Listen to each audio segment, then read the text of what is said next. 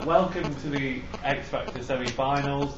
The motion before the House tonight is this House would suspend diplomatic relations with Russia until a new, free and fair presidential election is held. I'd now like to invite the Prime Minister to open the case for the proposition.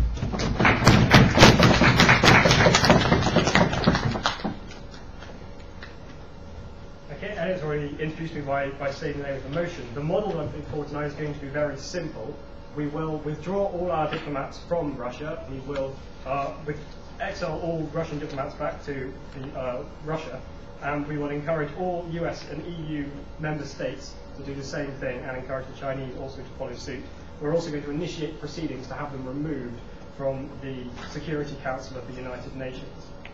We do this because we hold it to be true that Russia, far from being a democratically elected government-run state that is worthy to be part of the coalition of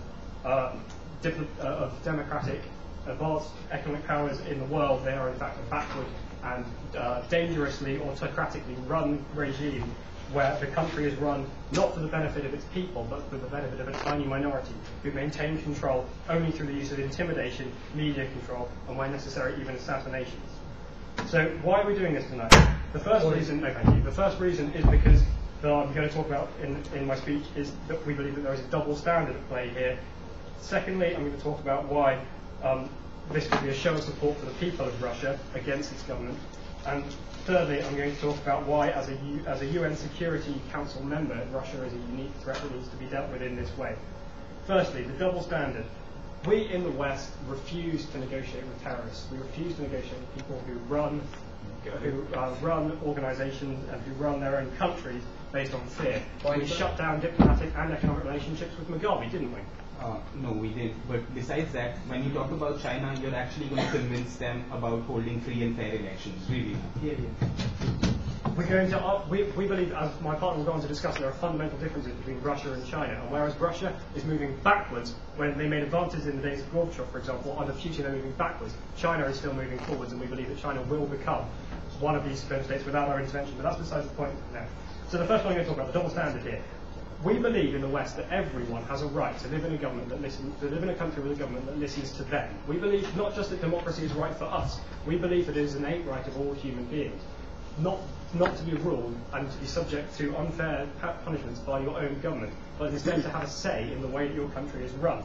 We hold this to be true everywhere, so much that we intervene in other countries where this is not the case.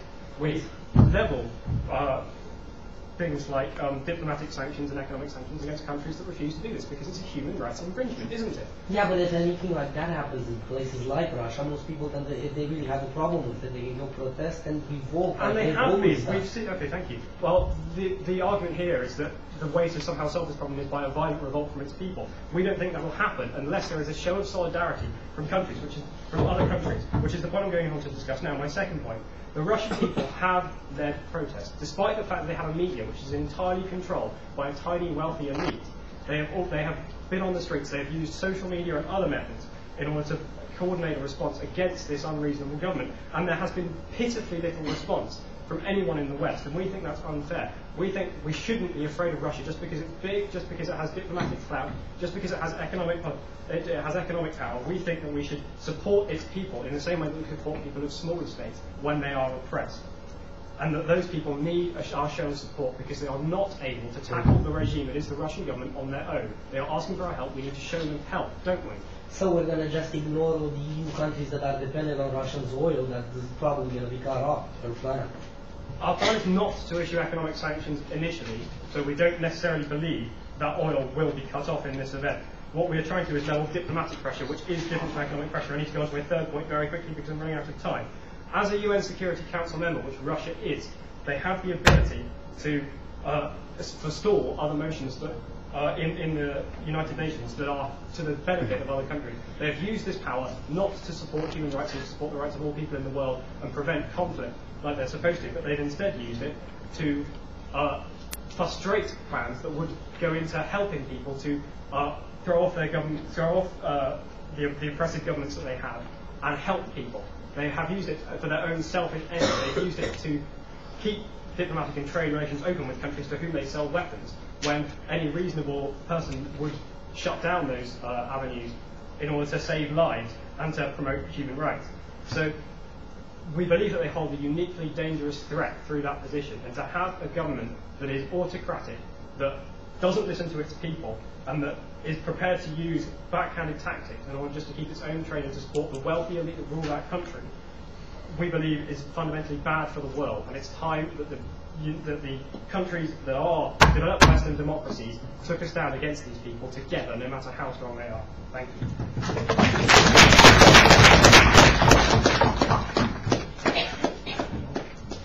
I'd like to thank Matt for those remarks, and I call upon the Leader of the Opposition to open the case for their side.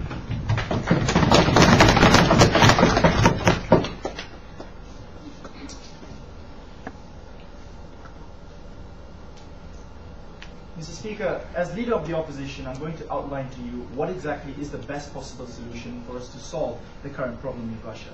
But what I have to prove to you today, Mr. Speaker, as the burden of the opposition, is not to show to you what exactly is the best alternative compared to the proposal that they are showing. But what we have to do to you is that their proposal, at the end of the day, will, number one, bring no benefit to society, particularly in Russia, and number two, would result in more harms and more detriment towards the people and the government in Russia in itself. So what exactly am I going to talk to you today as the Leader of the Opposition? Right? Firstly, I'm going to analyze to you what exactly are the possibilities or probabilities of improving status quo under their policy. The second point that I want to talk about is concerning what are the other alternatives and whether or not we should go with those alternatives or stick with what the government is proposing to us today. But before I move into my substantives, I have a few rebuttals that I want to outline today. Right? The first is the argument coming from the Prime Minister talking about double standards. Right? The Prime Minister seems to believe that it is our responsibility as countries from the West to try and extend the moral obligation of promoting democracies in countries whereby this has failed ultimately, Mr. Speaker. Now we put it to you, on this side of the House, it is not necessarily our responsibility to extend democracy in particular countries that do not share such ideologies. But even if that was the case, Mr. Speaker, what the government has to prove to us today, that if that is indeed our responsibility, you have to show to us how indeed that plan would ultimately work, Mr. Speaker, because that is what the Prime Minister has failed to do. He has failed to show to us how exactly by cutting off all ties with Russia will ultimately lead to the people within Russia themselves appreciating democracy even more as an ideology, or appreciating this movement, Mr. Speaker. And the second point in itself is how exactly the severing diplomatic relationships would eventually lead to a freer and fairer election. That is something that the government has to show to us today if they want to propose such a solution. Now, the second point that I want to rebut on, Mr. Speaker, coming from the Prime Minister, is on this idea of how people are protesting, people are unhappy, with the government of Russia, enforcing such a limited freedom towards the people within Russia. Now we argue to you that protests and these kinds of acts of trying to shout out, your expression happens everywhere around the world, Mr. Speaker. But ultimately, Mr. Speaker, even in my country, Mr. Speaker, Malaysia, right, we even have protests about freer and fairer elections, and this takes place with the government using water cannons and tear gases to try and fight against the people. But it's not the responsibility of the West to come into every single country that have protested, or have people shouting out and outcrying because of their fundamental human rights being diminished, Mr. Speaker. Ultimately, we argue to you that if we're going to take this kind of stance, it's going to be a huge responsibility, a huge burden on the Western countries, which is unfair for them and which is not necessary for them to intervene into other people's or other countries' affairs, Mr. Speaker. I believe you have a point, sir. Okay. No. So now I'm going to move into my first substantive, Mr. Speaker. Let's analyze what exactly are the possibility or the probabilities of improving status quo.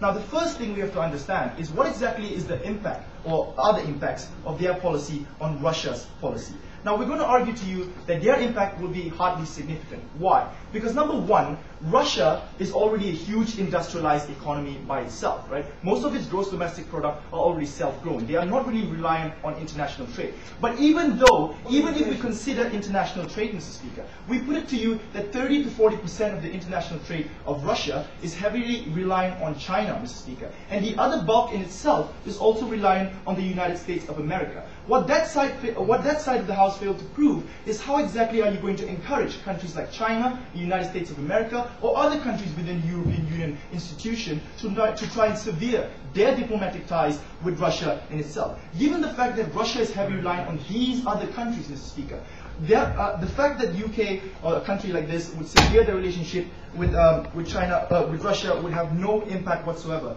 Mr. Speaker.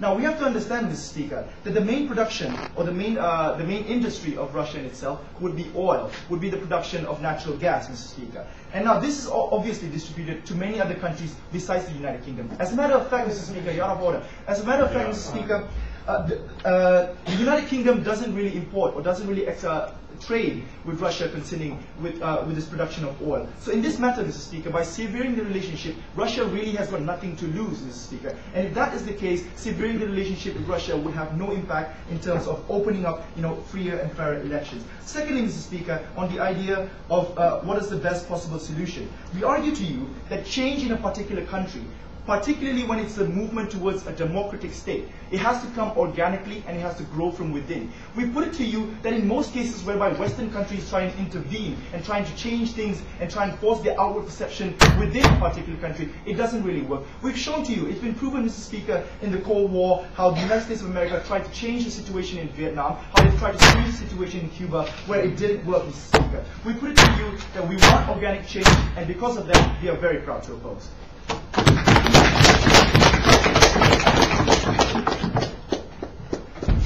I'd like to thank Julius for that just about acceptably timed speech, and I now call upon the Deputy Prime Minister to continue their case.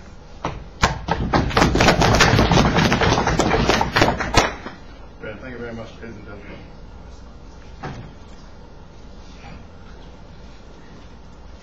Good evening, ladies and gentlemen. I'm going to be proudly continuing the argument for the proposition on this side. We believe on this side that the elections in Russia, as of yesterday, mark a profound new step in international relations, in the world operating together. That with these new elections, it has marked a new Russia being a new threat, a profound new threat. Never in recent times has a country as developed as Russia been as profound a threat to world peace as it is now under Putin's second presidential term. And this is what we're going to argue on this side. The role of our action is as a diplomatic signal to the people of Russia who are organically trying to overthrow effectively who is now a dictator. And we, on this side, believe that the Western world and developed countries, democratically developed countries, have a right to signal to the people of Russia that we support them, that Putin should not stay in power and that he should be overthrown. And this evening I will talk about Russian exceptionalism, why it deserves these exceptional diplomatic sanctions. Secondly, the historical parallels, why Russia is a particular case with reference to the past. And thirdly, I'm going to talk about the power of diplomacy as domestic signals. So firstly, Russian exceptionalism. As we already said, and as you already said on this side of the debate, Russia has a place on the UN Security Council. It is a key player in world affairs. It is an enormous army, and under Putin's recent electoral promises, the role of the army will balloon. The size of the army will balloon under tax breaks and funding for the army. And we, on this side, think this represents a severe threat to world peace. I'll take over. So you're scared that Russia might suddenly want to go to war with the UK, so let's cut off diplomatic ties and convince them not to go to war. We on this side of the table are not self-interestedly, only self-interest in the threat to the UK. We have already seen Russia throwing its weight in the Caucasus with a war in Georgia, which passed the rest of the world largely by. I mean, with Putin in power, continuing for another 12 years, these kind of threats may continue, and we on this side believe that this cannot be tolerated by such a developed country as Russia. We talk about the economics. We talk about economic sanctions, the role of Russia, the role that Russia has played in oil embargoes on the Ukraine and other former Soviet states, the role it's playing in destabilizing the region. We believe this cannot continue under Putin. We also talk about the fact that he's removed all viable opposition within Russia. I mean, this is not a leader who we support. Go on. If democracy is also important, then why have a double standard? Why not cut off economic ties, impose economic sanctions, impose military sanctions, impose everything possible to I'll explain this to you. We are not going to impose economic sanctions because we believe fundamentally that this will damage the domestic population of Russia and it would be unfair on them. We are imposing diplomatic sanctions as a signal to the domestic population. I'm going to continue on to my second point. When Russia is under autocratic control, has been seen many, many times in history, Europe is itself in danger, and the rest of the region. Russia is an enormous country. I mean, it could affect it could pose a military threat to half the world's population. Well, there enough. Yes. Isn't that the precise reason we shouldn't, excuse the unparliamentary language, but piss them off? No, I mean, we are going to piss off. We're going to piss Putin off because his role as president can no longer be tolerated by Western powers. We're talking about historical parallels here. I mean, we have seen so many times in the past that an autocratic country such as Russia, a developed country such as Russia, is a severe threat to world peace when it's under the control of a man like Putin. I mean, after the Cold War, the willingness of Western leaders to negotiate and sit down at the table with Stalin was what perpetuated that Cold War. And it was only when we saw the efforts of people like Ronald Reagan that the Cold War started to defrost. And this moves me on to my third point, the power of diplomacy as domestic signals. I mean, as I've already talked about, Ronald Reagan was a key player in signaling to the Russian people that America stood for democracy and that its power was behind the Russian people, and that they should strive for these new democratic ideals. And this is partly what we're seeing today. I mean, as we've already said, the power of diplomatic signals, people in Russia, in the demonstrations against Putin, have been talking about the safety they feel when people in Britain, politicians in Britain, make their feelings known, that they oppose Putin, that they support the protesters. And this is the real power of diplomatic signals to the domestic population, and this is what is the power behind our proposition on this side of the table. So what have I talked to you about tonight? I've talked to you about Russian exceptionalism, the severe threat it poses to world peace. I've talked about historical parallels to why this is justified. And finally, I've talked about the power of diplomacy as domestic signals. And I beg you to propose. Thank you very much.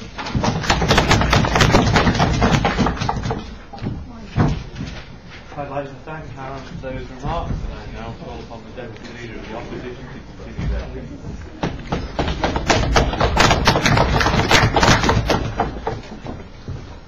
Afghanistan and Iraq haven't really had fair elections. We don't have a problem with that. This sort of accusations fall on throughout the EU of like fraud and stuff. Nobody really has a problem with it. Now, as you can see from my voice, I'm probably now deathly ill. Now, what deathly ill people try to do is pass on their wisdom to the ones who will continue living. So please heed my warning today. Do not stop robbery relations with Russia. Do not do anything bad to it because it is too strong and it will achieve nothing. Now, after my rebuttal, I'm going to talk to you about how we are all dependent on Russia, one way or another, how Putin is actually powerful and popular, and dethroning him isn't actually a thing, and how the UN Security Council is going to be at stake. Now, but a little bit of model bitching now. For their taking Russia out of the Security Council, they can't. They just can't. The Russia has a right to veto that, and it just won't agree to being taken off the Security Council. Moving on. What are they saying? Russia's a threat to peace because it has an army. Really? America has an army. The UK has an army. Everybody has an army. The North Koreans have a nuclear bomb. Russia's a threat now. Really, they've been a lot more sensible than everyone else. We're not really doing that much to destroy everyone else. It's one thing to take on people like Gaddafi who don't really have any sort of power. Maybe we could smash on, like, I don't know, other people like the Taliban and so on. But Putin, that's a whole different thing. Quoting Hillary Clinton on this, he's the big dog. No. Now, going on to my point. First of all, about the dependencies. What happened in the winter of 2007 was that Ukraine couldn't really pay Russia for the oil. And they were having political problems. So what happened was that Russia cut off the oil for the Ukraine. What happened then was that no oil was going through the conduct, which means Moldova, Romania, Bulgaria, and Greece weren't getting oil that much. And weren't getting that much, weren't getting natural gases that they were dependent on Russia for. and that was in a second, and that was fundamentally bad for them. Yes. Firstly, this isn't a motion about trade. This is a motion about diplomatic sanctions. Thank you. What do you think diplomacy is for? Diplomacy is for us all to live better. And if we can't agree, then we cannot have trade. And if we can't have trade, then we're poorer. And then we start starving and dying of cold, like many people in my country die on the street. Now, how is this going to affect the UK? Because you might not care about Romania, Bulgaria, and Greece that much. But Romania, Bulgaria, and Greece, and all those other countries that are dependent on Russian oil, are in this thing called the EU, which the UK is also part of. And we've seen how economical disadvantages for the EU members can affect other countries like the UK. And we think that pissing Russia off is really not the way to go here, because it can fundamentally interact with the UK, with the European Union's economy, and virtually make it crumble. Now, no, we don't want a second Cold War, because if only the UK does this, it's not going to really do anything. And if all the world does it, it's going to go on to do a very bad thing, and it's going to create conflict like the Second World War. But that's with the dependency. Now, about the UN Security Council. Once at some point in 1980 something, Russia didn't go to a UN Security Council meeting. Then the UK, France, America, and China proposed something and passed it on without Russia's consent, because they weren't there to veto it. But it was known that they were going to oppose it if they were there. That resulted in a 73 continuous vetoes by Russia to all measures the UN Security Council tried to do. This is just an example of Russia's power. This is not what we're going to try to do. We do not want to block the Security Council for trying to make. The UK cannot abandon the world by saying, oh no, Russia's not really having fair elections, but other people don't. But we're going to have a problem with Russia just because. And we're going to leave the world to suffer for it, because the UN Security Council is not going to be able to make decisions anymore, and not going to be able to help people in Syria and all that. Okay, now going on about how Putin is actually not that bad of a guy.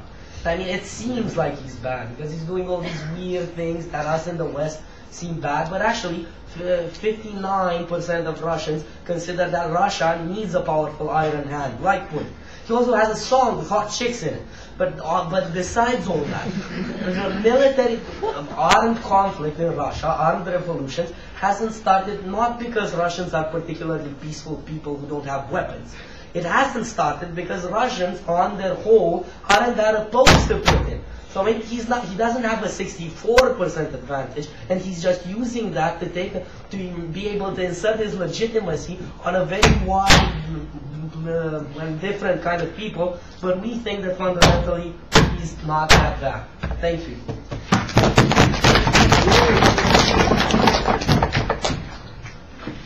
Thank you very much for those remarks. I now call upon Stephen to extend the time of the debate.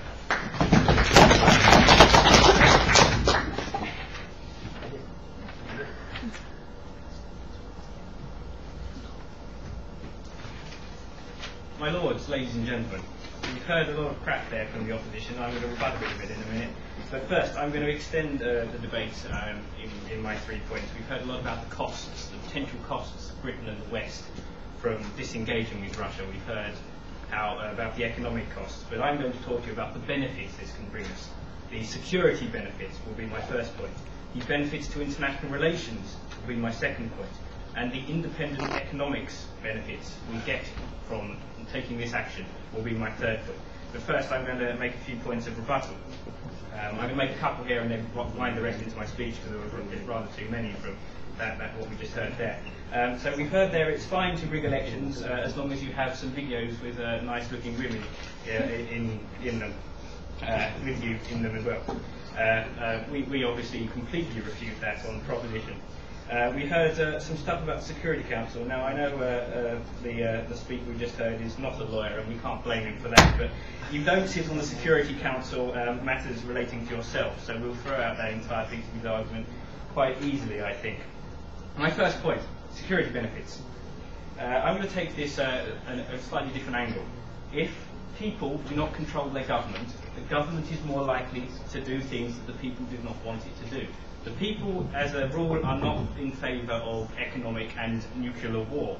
If Russia is not, if the Russian government is not controlled by its people, Putin can do whatever he wants. If we go back into Georgia, as we see he did a couple of years ago, he can do whatever really he feels like, because he's not being controlled by the people. In a democracy, you are controlled by the people, and you therefore have to do what the people want you to do. The people do not want economics wars, they do not want trade wars. We need to make sure that Russia is controlled by their people, so we do not have to deal with these sort of things in the future. Diplomatic measures now are cheaper than if we have to go to war over Georgia in the future, which we will have to do. My second information, benefits to international relations. Yes, Alex. But surely tying diplomatic relations now will just encourage Russia to go to war and encourage Russia to deal with this problem of diplomatic relations now before it gets into full-scale war for them. Thank you, Alan. You know that's complete rubbish, because if we show our teams now in a diplomatic way, we do not have to show them later in a hard way. What we saw in the Cold War. You show your teeth diplomatically, you do not have to show them militarily. No, thank you. So benefits to international relations. Simplification of our domestic policy. If we know that we're not going to engage with someone who arrests their own people when they try and vote for them in elections, when they arrest people in rallies, when they protest about irregularities in their own elections, we know that it would be a benefit to us if we do not engage with those people, because we show our moral core. Libya, the Balkans, Egypt, military and diplomatic action we took there, I'll take stock in a second. The action we took there showed our teeth to the rest of the Arab Spring, and we showed that having an effect. Yes, sir. Have you heard of the small instances of Tiananmen Square in China, Tibet, and besides that, Israel? All of these are real democracies, are they? I would take issue with China being a real democracy. China is not a democracy. So you can't make parallels between those things. We will not have to use military action here. If you play hardball now diplomatically with our international outlook, we will not have, as I've just said, to use military options in the future. There are economic and diplomatic benefits to doing this now. We do it with Russia, the biggest power in Europe, arguably. We do not have to do it with all the smaller powers. We save time, we kill two birds with one stone. My third point, independent economic benefits. We have, yes, quickly. The diplomatic deep don't really cut that deep. For every Arab Spring thing, we actually had to send troops into there so we could show our power. And we're not even talking about I'm just going to chuck that right now. We didn't send troops into any of these places. Independent economic benefits. We heard of the economic costs. We're going to have to buy more gas, or we can't buy gas from Russia. This is going to kickstart our green economy. We're going to have to invest in wind, solar, and wave technology like that. This will kickstart this sector of our economy, which we're going to have to do in the future anyway. We're going to run out of oil and gas. We're going to have to spend money on these things. We do it now. We also have the added benefit of cutting off relations with Russia. And we become independent ourselves for the future. So we don't have to be afraid of Russia when we really are going to have to get tough with them about gas and things like that. We take this action now, we do not have to do it later, we do not have to do it with tanks and bombs. British jobs and investments, obviously, the investment for this wind, wave and alternate energy and economic things that I just talked about will come from Britain. We'll have British jobs, British workers, Fraser Gordon Brown there. We will not have the current problem of unemployment we have. Ladies and gentlemen, I beg you to propose.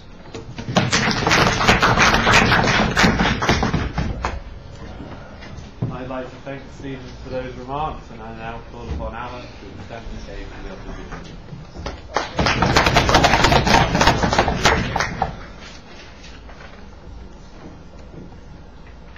Good evening, ladies and gentlemen. I've got a few points that I will go over later on in the debate for you tonight. But first, just a few bits of rebuttal to the government's extension speech there. Firstly, the fact is that Russia has a hell of a lot of impact in Eastern European states at the moment. It provides a lot of security in terms of their stability towards the Western and the Western powers by having that influence within that. If we cut our diplomatic ties with Russia, they're not necessarily going to be for all that security and stability in those areas now, which is then going to in turn affect us at a later date and create even more of a problem than it is at the moment. Secondly, the fact that the proposition admitted that China is not a democracy, but Russia is the country with the strongest links towards China. Russia is the country moving China in the strongest way towards democracy. And finally, the idea that this will kickstart a green economy in Britain. Yes, it will kickstart a green economy in Britain, that's great. However, in the meantime, whilst the green economy in Britain gets started, we still have the point of they're not going to wait to cut off the oil until we've got all these solutions in place. They're going to cut it off there and then, and we're going to have quite a long time where we're not going to have anything to power ourselves with, because green solutions don't come quickly. What are they doing? Yes. I'm not going to take it on faith. The second we do this, Russia will cut off all their oil. Do you not think they're dependent on some of the income from their oil exports and their massive deficit they'll be running otherwise? No, because ultimately they've got many other countries that they can supply oil to. All the Eastern Bloc countries where they have influence in, they're going to be supplying oil to. No! All of the Eastern countries where oil is being supplied by Russia, Britain not buying oil is going to make sod all difference to them. No, Matt. On to my 3 points. I'd like to make some extension points from earlier arguments from our opposition side about how the fact that with the Middle East turmoil, this is also coming back to oil, it's going to push oil prices even further up with lack of Russian investment. How we don't really we're imposing a Western view of free and fair elections on Russia. No. And also how moving back towards a Cold War and ultimately fighting wars on two fronts, whether they be true wars or just Cold Wars, destroys nations. So on to my first point. Yes. Which one of us? Aaron. The point of our action is to cut off this Cold War from the start, to engage in... No, but you're not going to cut off the Cold War from the start, are you? Because you're just going to aggravate Russia by turning around and saying, we're going to cut off diplomatic relations to you. What are you going to do now? That's my first point. At the moment in the Middle East there is a Middle Eastern turmoil. Oil prices are shooting up, and if we provoke Russia to cut off oil supplies to the Western world, oil prices are going to go even further up. They're then going to in turn hinder our economic recovery, which is being hindered by the fact that there is a lack of oil at the moment. Anyway, yes, Stephen. Are you not just making my point that it will boost our green economy? If we have lots of expensive oil... I think I dealt with that earlier on, Stephen, in the fact that, great, we're going to cut off the oil, but there's still a deficit in the meantime where there is no fuel. No. On to my second point. We've discussed what is a free and fair election. We seem to be imposing very Western views of what a free and fair election is. It's quite a... Point of information. Yes, Chris. The dictionary defines those words. It's not a Western view. Free and fair means free and fair. We're moving democracy, what's the point? Yes, but it's still quite hypocritic, the fact that we are not too concerned about free and fair elections in what you claim to be not a democracy of China. But we're not too concerned about that because China is a massive economic power. It's a massive boon to our economies at the moment because we do no!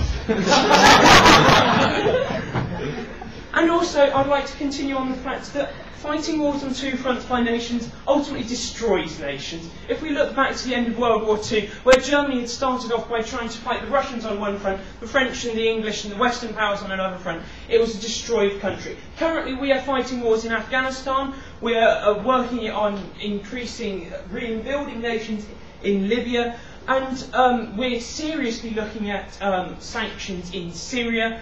And then we're going to decide to deal with something else. In our crippled economy, we're going to try and spend more money solving Russia and dealing with Russia. Ultimately, it's just going to increase Cold War, want for a Cold War, and it's going to decrease the potential of any good to come out of this.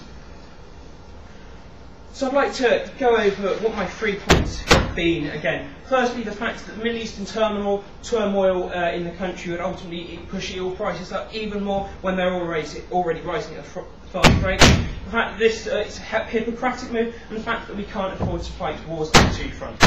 Thank you. I'd like to thank Alan for that hypocratic speech.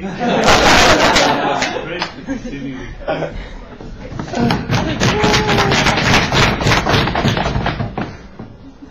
Right, good evening, ladies and gentlemen. In an effort to make our points slightly more clear to the opposition tonight, I'm going to stand here at the podium, so I'm softly closer to them, because we seem to have a problem on the opposing side of the House, where the word diplomatic appears to be misconstrued as either economic or military, which has been rather interesting.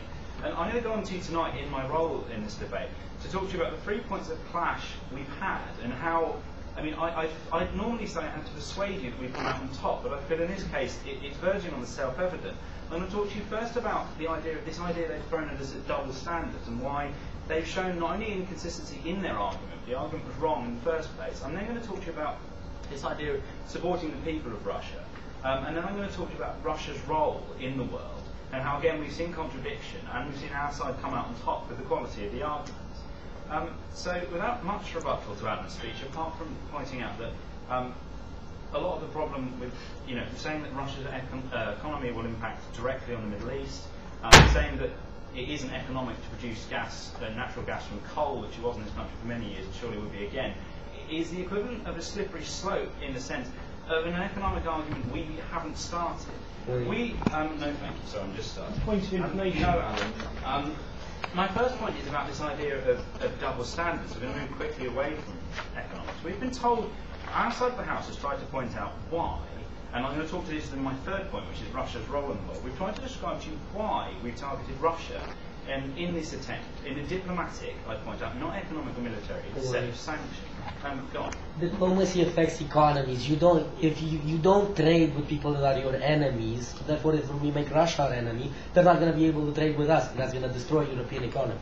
Yeah, and we've heard these kind of doomsday scenarios from the opposition throughout this argument, but they've told us on one hand that the reason we're tackling Russia and not China is because China's an economic superpower, someone said that. And then we've had arguments that we can't possibly do it to Russia because they'll impose economic sanctions. We haven't seen consistency, and that's what I'm going to talk to you about now, because I've taken that POI a little bit longer, is this idea of double standards. We've been told, oh, well, if you're not interfering in Malaysia, if you're not interfering in other parts of the world, you're not possibly interfering with Russia, which is complete nonsense. We've tried to show you the unique position Russia has, particularly in its membership of the Security Council, coupled, before they say China's on the Security Council as well, because I'm aware of that fact, coupled with the idea that Russia itself has a unique position in the Western world, in that it is a relatively developed country, and it has seen very, very promising flourishings of democracy in the past decade. What we've shown to you tonight is that Russia holds this unique position, and moving quickly on to my second point, we need to support the people of Russia. And what my learned colleagues have tried to explain to you tonight, no thank you, is that we can show solidarity with the Russian people in a time where they're crying out for democracy. We seem to have these accusations from the other side. We've seen it repeatedly. We've seen Iraq and Afghanistan. Go on, wouldn't you agree, Alan? This isn't the same as Iraq and Afghanistan. This is supporting a movement that already exists. No, it's not the same, because there is clear evidence from free and fair polls that there is still a large support for Putin in Russia, and therefore he is the correct president. Which I think, as Alan's pointed out, is a perfect reason to have free and fair elections. Surely. If Putin already has support, that's the perfect reason. No, I will not say that. I will not hear any absurdity from the opposition.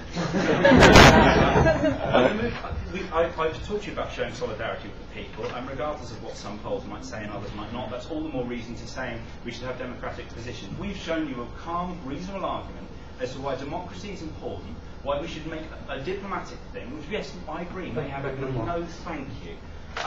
And I've shown you how this will be helpful for the people of Russia. Sorry, my team has, not myself.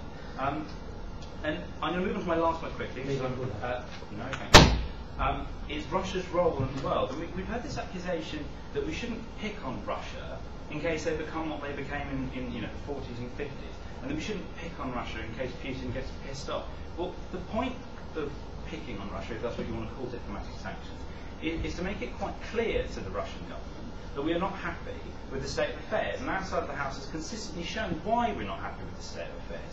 And I'm going to sum up quickly before I run out of time, that we've shown you, and we've convincingly shown you, that double standards is not applicable in this case. We've shown you why we're taking a specific and moderate model towards a very specific country for the reasons I've outlined, which they've failed to rebut. I've also shown you how supporting the people is vitally important, and how this is an organisation and a movement that wants support, rather than democracy being forced on a culture that doesn't want it. And lastly, I've shown you why Russia's role in the world is so important, and why therefore it's so important for us to take a moderate stance now to avoid, and my team has shown position, to avoid future hostility. And for that reason I beg you to propose tonight. Thank you.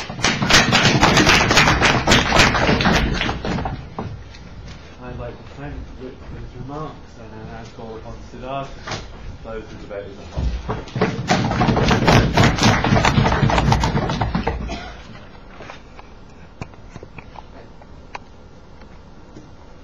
Mr. Speaker, I'm going to identify three clashes in this debate. Right. Firstly, I'm going to talk to you about the problem with the Blair doctrine, something that they've been running with, but something that doesn't really work. Secondly, I'm going to talk to you about the cost-benefit analysis and what are the benefits of cutting diplomatic ties with Russia. And thirdly, the absence of political capital to do so, and how all of these arguments make sense on our side and we win this debate, particularly the closing side, ladies and gentlemen. But primarily, what do we tell you? Right. The problem with the Blair doctrine, they say that, okay, Russia is not democratic. Let's buy that assumption for a second, right? Firstly, we don't, but let's buy that assumption in terms of saying Russia is not democratic, the elections weren't free and fair. What are you going to achieve by cutting off diplomatic ties? You're going to follow an isolationist foreign policy with regard to Russia. What's the huge problem with this isolation is the fact that Russia, as they so eloquently put, ladies and gentlemen, have a huge military, they're really big, we need to do something because there are so many people, the political capital that Russia has in terms of UNSC veto membership are all really, really big things that Russia has. So let's piss them off or isolate them further. What's the problem with that isolation, right? You strengthen the Russia, China and the Eastern European nexus. This is a problem that we believe is huge. Why do we say this, ladies and gentlemen? We tell you this in terms of Russia being a buffer against the Asian influences. That's the importance of Russia. By virtue of being so huge, it's acted as a security buffer and an economic buffer against the Asian influence and against the extremist threat that Asian influences has upon Europe. We think that these are really, really important things, and this is the natural continuum of what happens when you cut off diplomatic ties. So some examples to illuminate them with regard to what happens when you cut off diplomatic ties, right? Let's talk about the Cuban Missile Crisis. Before that, we cut off diplomatic ties. After that, we impose sanctions. After that, ladies and gentlemen, we see what's happening in Cuba. It's not something that's really good. Ayatollah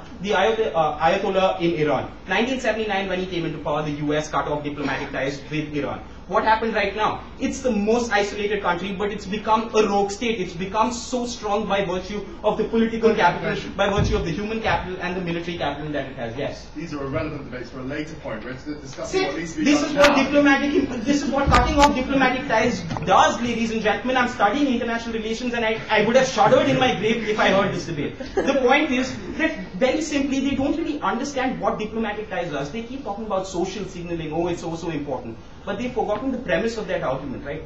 Russia censors a lot. They're going to censor a bit more. The people are not going to see that you're censoring or you're cutting off diplomatic ties. For example, China doesn't have Google, ladies and gentlemen. You're allowed to censor to that extent. So the people are not going to see that the West is all for Russia and all for democracy. Russia will just censor further. That's really, really counterproductive, ain't it, to their objective. Besides that, ladies and gentlemen, we ask them what are free and fair elections. Free and fair elections to them are primarily with regard to putting someone in power who they want in power. And we don't really think this definition of free and fair is something that we need to stick by. Calm down, sit down, you seem to be in water shots. Ladies and gentlemen, we're telling you primarily that this entire argument is that we're not going to dictate when an election happens with a country like Russia. They said if Putin's so popular, then why not have an election? Well, we shouldn't cut off diplomatic ties to make sure that an election happens when we want it. That's not the foreign policy that any country follows, cutting off diplomatic ties to create an election. That never really happens. The next argument, benefits versus costs, right? This is to respond to closing side. Before that, go ahead. Do you not agree then in that case that they should be free and fair elections? You just said that you're not... I hope so, but we don't need to cut off diplomatic ties. In time, there will be free and fair elections, but as of now, there is no need to cut off diplomatic ties, and this is where benefits versus costs matter a lot. What happens with regard to cutting off diplomatic ties? They say the green technology is going to flourish. That's the real benefit of cutting off diplomatic ties with Russia. Need I say any more, ladies and gentlemen? We don't have employment, we don't have oil, we have people dying, we have people starving, they're working on benefits, but the green technology industry is suddenly going to flourish. That's the benefit of cutting off ties with Russia. Brilliant. Next, diplomatic signal, ladies and gentlemen. I told you this. They censor, they'll censor more. The third, ladies and gentlemen, about economy. We told you that it's a buffer against the Asian influence. Besides that, in terms of security, we think Russia is really, really important. United Kingdom has made great efforts to assure security in areas that were satellite republics of the USSR. Places like Kosovo, places like the USSR, where a UN presence has now been felt. If they cut off diplomatic ties, Russia is going to get annoyed. In those terms, it will step up activity in supporting the Serbian majority in places like Kosovo. This undermines the peace effort and the security in these regions and creates a democratic deficit in these regions. We think this is largely problematic, something not in line with what the United Kingdom wants. And lastly, ladies and gentlemen, and this is going to be fun, right? Absence of political capital. We are a veto member. Let's go back to his model. We're going to withdraw diplomats, exile diplomats, and then convince the UNSC, the US and China, to suddenly vote Russia out of this and cut off diplomatic ties. Is it ever going to happen? Even if it was, Russia is going to veto us, as Andre told you, and we think it's not going to work. Thank you very much.